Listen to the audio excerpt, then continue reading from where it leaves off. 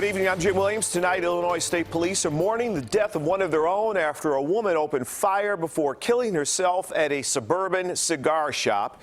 CBS 2's Marissa Parra is live from Lisle to tell us more about what happened when the woman opened fire. Marissa?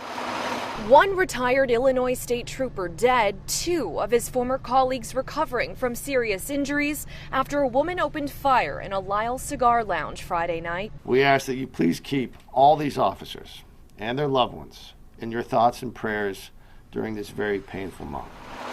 In just one night, three of his men down, including retired Illinois State Trooper Greg Reeves, who loved every bit of his job. He's someone who was well loved by all those who worked with him, was known to be a very great personality, and that many people thought very fondly of. The effect of that vibrant personality knew no bounds. Friends from around the country sent photos of Reeves, the 51-year-old, a proud member of Phi Beta Sigma fraternity, a proud alum at Indiana State University, and a proud retired ISP trooper.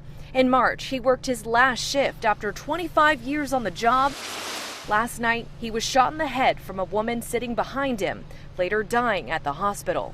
His colleagues still fighting serious injuries. It is not always expected that while they're off duty that they may have to face that type of violence.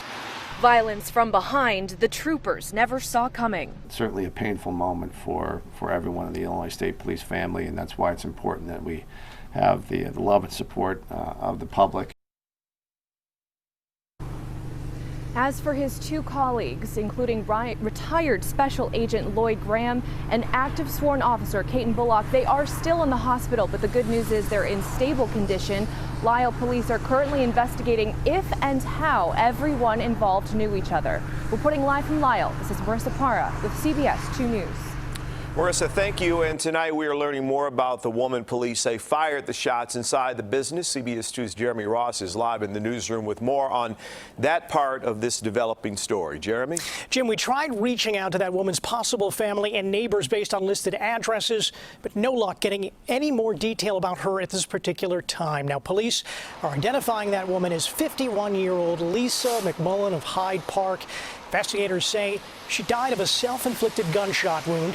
Law enforcement not describing this as a random act of violence, but they have also not yet provided details on if McMullen knew any of the shooting victims or if any were specifically targeted. We dug into the 51-year-old's background and discovered she does not have any apparent criminal record. And of course, we continue to wait for additional details as to exactly how this all transpired. Many people this evening on social media and throughout the community expressing their thoughts and prayers about what happened. We are live in the newsroom. Jeremy Ross, CBS 2 News.